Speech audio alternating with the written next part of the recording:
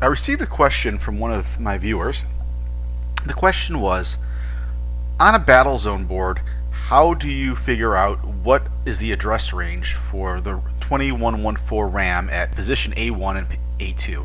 So I thought I'd do a video answering that question, and that should also just give you an idea of how to read schematic diagrams to figure out address mappings of various components such as RAMs and ROMs. I hope you enjoy it. To find which addresses activate RAMs A1 and A2, we have to look at the schematic diagram and figure out what enables them. Now on these chips, the input pin 8 is your chip select. So we have to find out which enables them. So we look at pin 8, and one line activates both of those chips. So they're in a bank. And it is called VRAM 0. So now we have to figure out what activates or turns on the VRAM 0 signal. The chip that activates VRAM 0 is B4 and LS42. That's called a decoder. And the way an LS42 works is you'll get 4 inputs which are read as a binary number, and based on those inputs, one of the outputs, and only one of the outputs, will be enabled. In this case, the inputs are effectively address bus 10, address bus 11, and address bus 12, and the fourth input is just wired to ground. So address bus 10, 11, and 12 ultimately will determine which of those RAM chips is enabled. Now it's also important to point out that for those RAMs to be enabled, VMEM must also be enabled. So we also have to track back when VMEM is enabled. Now you see VMEM is enabled similarly, this time in LS139, which is also a decoder, but this chip only requires 2 inputs to turn on one of 4 different outputs. And if we track back the inputs to LS139 at M2, which is the decoder or demultiplexer it's also called in question, we see that address bits 13 and 14 will turn on the VMEM signal. Specifically, they will turn on VMEM signal when address bit A13 is 1 and address bit A14 is 0.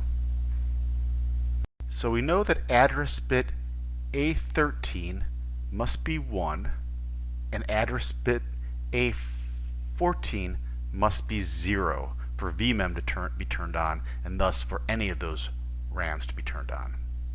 So let's note that in our address map.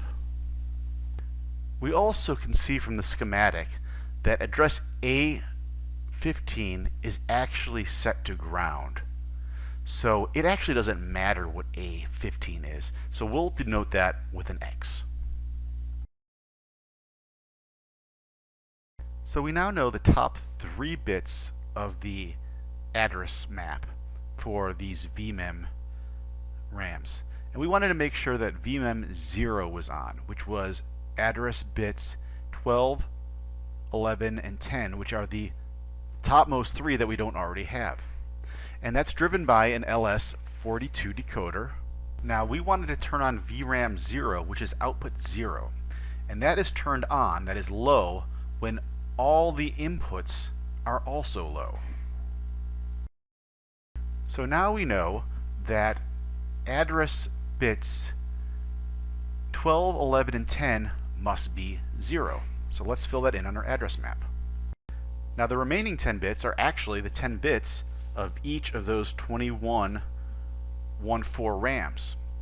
So the first address available on the RAM that we're looking for, A1 and A2, is when all the rest of the bits are 0.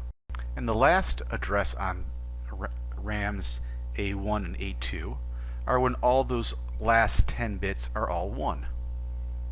So the RAM address range for the RAMs, the two 114s at A1 and A2, are addresses hex 2000 to hex 23FF. Now you're thinking, well, which RAM, there's A1 and A2 and they have the same address range. Why is that? Because A1 and A2 each only provide 4 bits of the 8 needed bits at each address. So how do we determine which one is the low bits and which one are the high 4 bits? We look at the schematics and we can see RAM A1 and all the ones in the 1 column take the high 4 bits or provide the high 4 bits, and the ones in the 2 column provide the low 4 bits. So I hope you learned something useful about reading the schematics and figuring out the address mappings to the various components.